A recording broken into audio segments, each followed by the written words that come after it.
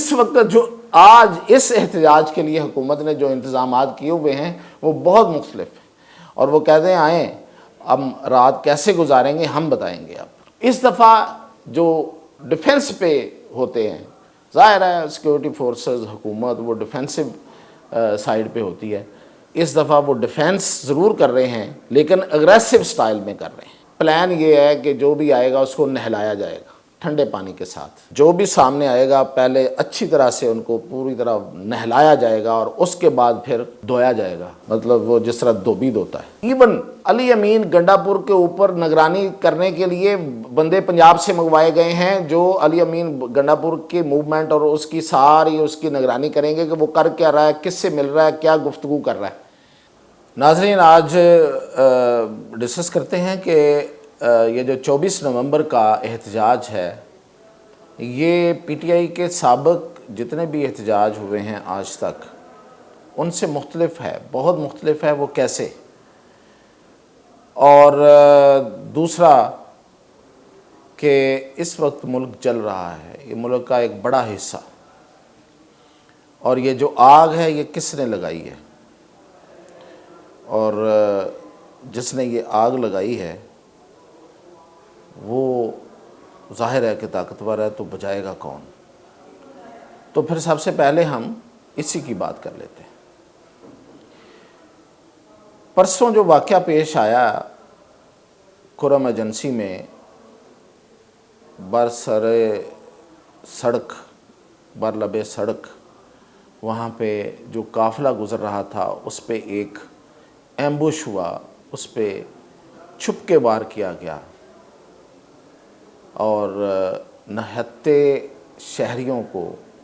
عام انسانوں کو، معصوم لوگوں کو نشانہ بنایا گیا، بے دردی سے مارا گیا۔ اور یہ جو واقعہ ہے اس کے قریب ایک گاؤں ہے بگن، اس کے قریب پیش آیا، اور بگن گاؤں کے لوگ رپورٹڈلی وہاں سے آئے اور انہوں نے آ کے، تو ظاہر ہے کہ جب یہ واقعہ پیش آیا ہے تو کئی گھنٹوں تک کوئی وہاں پہ مدد کے لیے نہیں آیا ہوگا کیونکہ اتنا زیادہ خوف اور دہشت تھی، لیکن وہ لوگ آگے آئے اور انہوں نے آ کے وہاں ان لوگوں کو ریسکیو کیا، ان کی مدد کی، بعد میں جا کے حکومتی ادارے وہاں پہنچے۔ تو آج یہ اطلاعات مل رہی ہیں کہ اسی گاؤں بگن کے گاؤں میں پورے گاؤں کو جلا دیا گیا ہے، اور جس طرح کی تصاویر اور جس طرح کی فوٹیجز شیئر ہو رہی ہیں وہ دیکھی نہیں جاتی۔ وہ ایسے لگ رہا ہے جیسے بیروت، یعنی کہ مطلب بیروت کا کوئی علاقہ ہے جس پہ اسرائیل جو ہے وہ بمباری کر رہا ہے، اور آگ لگی ہوئی ہے پورے گاؤں میں، اور لاشیں جو ہیں وہ سڑکوں پہ پڑی ہوئی ہیں۔ تو یہ جو آگ لگی ہے، اور اس سے پہلے جو یہ ایک عرصے سے یہ چل رہا تھا، اور جس طرح سے یہ رائز ہو رہا تھا اور اس کی طرف بہت سے لوگوں نے توجہ دلائی تھی اور اس طرف توجہ نہیں دی گئی، اور پھر یہ کہ اس سے جڑا ہوا پورا آپ کا یہ جو ٹانک اور آن برڈ پورا علاقہ جو ساؤتھ کا خاص طور پہ کے پی کا ساؤتھ جو ہے، اور وہ جا کے ملتا ہے بلوچستان کے ساتھ، اور بلوچستان اور پھر گوادر جو ایک عرصے سے دہشت گردی کی وارداتیں جو ہیں وہ مسلسل اور پے در پے ہو رہی ہیں، اور بنوں میں جو واقعہ ہوا ہے اور یہ ساری چیزیں، یہ کوئی اندرونی طاقت تو ایسا کر نہیں سکتی، تو یہ بیرونی طاقت ہی کوئی نہ کوئی کر رہی ہے۔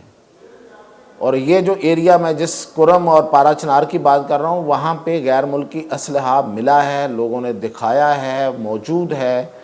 ظاہر ہے کہ گورنمنٹ کے پاس بھی اس کی ساری انفارمیشن ہے، تو وہ کہاں سے آیا ہے؟ تو یہ آگ لگانے والی جو بھی طاقت ہے وہ اس کو بجھنے نہیں دینا چاہتی، اور ہماری کوئی توجہ نہیں۔ یہ خیبر پختونخوا کا علاقہ ہے، یہ ضرور یاد رکھا جائے۔ جو لوگ اس وقت سیاست کی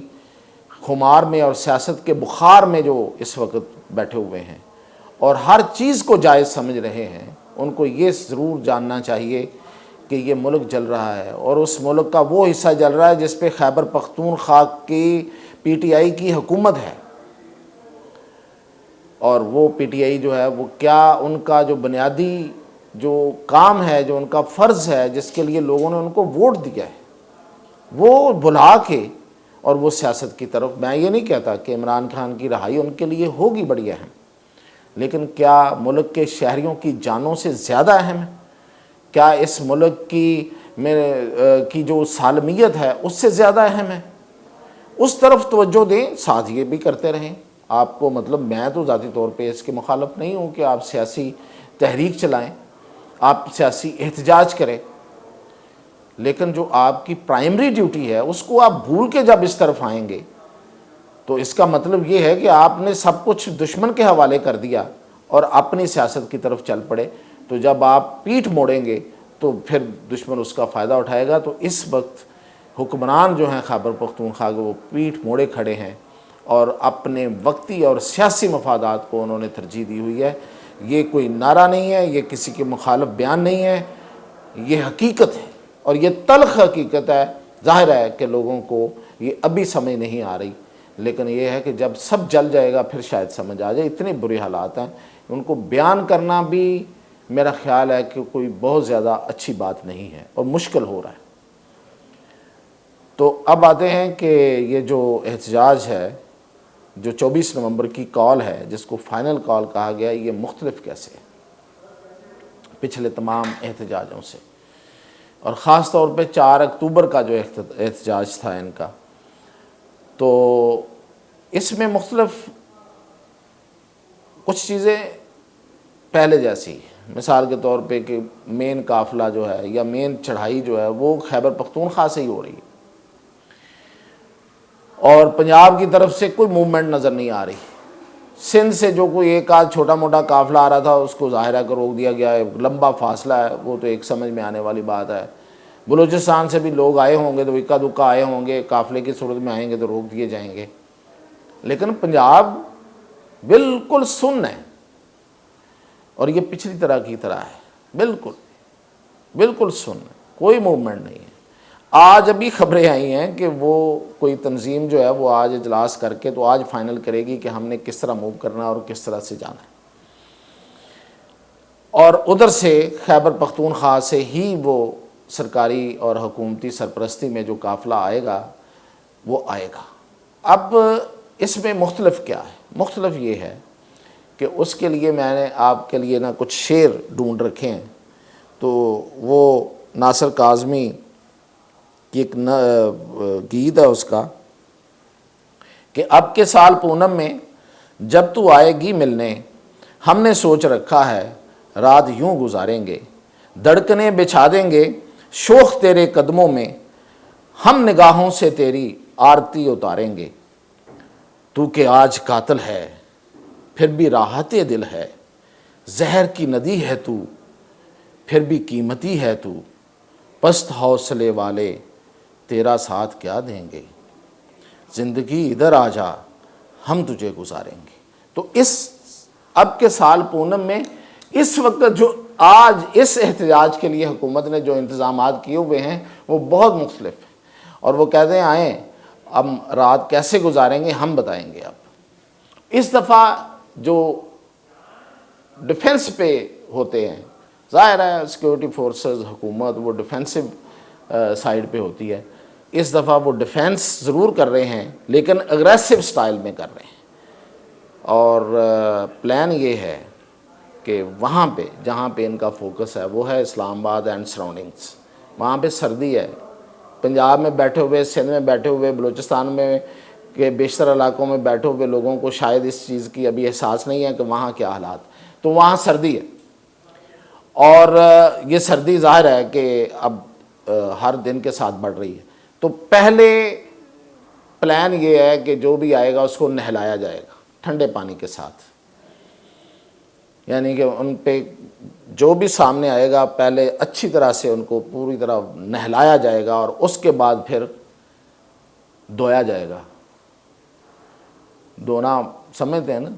مطلب وہ جس طرح دھوبی دھوتا ہے، تو یہ پلان ہے، بڑا سخت ہے۔ اور دوسرا یہ مختلف اس میں یہ ہے کہ پچھلی دفعہ انہوں نے ایک اس بہانے کے ساتھ لیڈرز کو روکا ہوا تھا کہ لیڈرز نہیں آئیں گے، ایم این ایز نہیں آئیں گے کیونکہ وہ اٹھا لیے جائیں گے اور وہ کہیں اور استعمال کر لیے جائیں گے، تو اس دفعہ تو ایسی کوئی پابندی نہیں ہے، نہ کسی نے لگائی ہے۔ تو اس دفعہ مار کھانے والوں میں دیکھتے ہیں کہ کون کون سا ایم این اے شامل ہوتا ہے اور کون کون سا ایم این اے لیڈ کرتا ہے، یہ اب دیکھنا ہوگا۔ تو اس دفعہ مختلف یہ بھی ہے کہ M N A M P A's کو بھی ڈنڈے کھانے پڑیں گے، شرط تو یہ ہے کہ وہ اگر آئیں گے تو یہاں سے تو کوئی موومنٹ نہیں ہے۔ دوسری بات یہ ہے کہ علی امین گنڈا پور سے 2 دفعہ کسی کی بات ہوئی ہے تو اس نے تو صاف ہاتھ کھڑے کر دیے ہیں اور اس نے کہا ہے کہ دیکھیں میرے ہاتھ میں کچھ نہیں ہے۔ وہ جو پبلکلی کہہ رہا نا، حقیقت بھی یہی ہے۔ اس نے کہا ہے کہ دیکھیں ادھر سے کال آئی ہے اڈیالہ جیل سے اور امپلیمنٹ کروانے والی میرے سر پہ بٹھا دی گئی ہے۔ ساری کی ساری جو اس وقت سی ایم کا آفس ہے اور جو سرکاری مشینری ہے وہ بشرا بی بی کے حکم پہ چل رہی ہے، ان کا آرڈر چل رہا ہے۔ مجھے یہ کہا گیا ہے کہ میں جو کہوں گی وہ آپ کا کہا ہوا ہوگا، اس لیے آپ نے کوئی مداخلت نہیں کرنی۔ ایون علی امین گنڈا پور کے اوپر نگرانی کرنے کے لیے بندے پنجاب سے منگوائے گئے ہیں جو علی امین گنڈا پور کے موومنٹ اور اس کی ساری اس کی نگرانی کریں گے کہ وہ کر کیا رہا ہے، کس سے مل رہا ہے، کیا گفتگو کر رہا ہے۔ یہاں تک ہوا ہے۔ اب پتہ نہیں وہ فون بگنگ کر سکتے ہیں یا نہیں کر سکتے، لیکن موومنٹ پہ وہ پوری نظر رکھیں گے۔ اور یہ کہ اس وقت حالانکہ چیف سیکرٹری کو وفاقی حکومت کی طرف سے آرڈر گئے ہیں کہ سرکاری مشینری استعمال نہیں ہوگی، لیکن ریسکیو کے جو دفاتر ہیں جن کے پاس بڑی بڑی گاڑیاں ہوتی ہیں، فائر ٹینڈرز ہوتے ہیں، فائر بریگیڈ ہوتے ہیں اور دوسری گاڑیاں ہوتی ہیں، وہ ان تمام آفیسز میں اس وقت پی ٹی آئی کے وی لاگر یوٹیوبرز بیٹھے ہوئے ہیں اور پی ٹی آئی کے کارکنوں نے قبضہ کر لیا ہوا ہے اور عملے کو باہر بھگا دیا ہے۔ اور ڈی سیز جو ہیں ان کے دفاتر میں بھی اس وقت جو خیبر پختونخوا کے جتنے ڈی سی ہیں ان کے دفاتر میں اس وقت پی ٹی آئی کے ورکروں کا قبضہ ہے، حالانکہ ان کے لیے حکم یہ ہے کہ وہ حصہ نہیں لیں گے، تو وہ بے بس ہیں اس وقت۔ تو پوری مشینری جو ہے سرکاری مشینری وہ پی ٹی آئی کے ورکرز کے ہاتھوں میں ہے۔ وہ بے شک چیف سیکرٹری ان کو روکے یا آئی جی روکے، آئی جی تو یہی روک سکتا ہے کہ پولیس والے آگے نہیں جائیں گے تو وہ نہیں آئیں گے، لیکن باقی جو مشینیں ہیں اور باقی جو چیزیں ہیں وہ شاید خود ہی چلا کے ان کو لے آئیں اور احتجاج کا جو قافلہ ہے جو جس طرح سے انہوں نے چلانا ہے اس کا جو منصوبہ ہے اس کو پورا کریں۔ لیکن آگے سے بھی تیاری میں نے آپ کو بتا دی ہے، تو یہ ہے کہ اب کے سال پونم میں جب تو آئے گی ملنے، ہم نے سوچ رکھا ہے راتیں یوں گزاریں گے۔ تو اب دیکھتے ہیں کہ کس کی رات کیسے گزرتی ہے، تو مزید اپڈیٹ انشاءاللہ کریں۔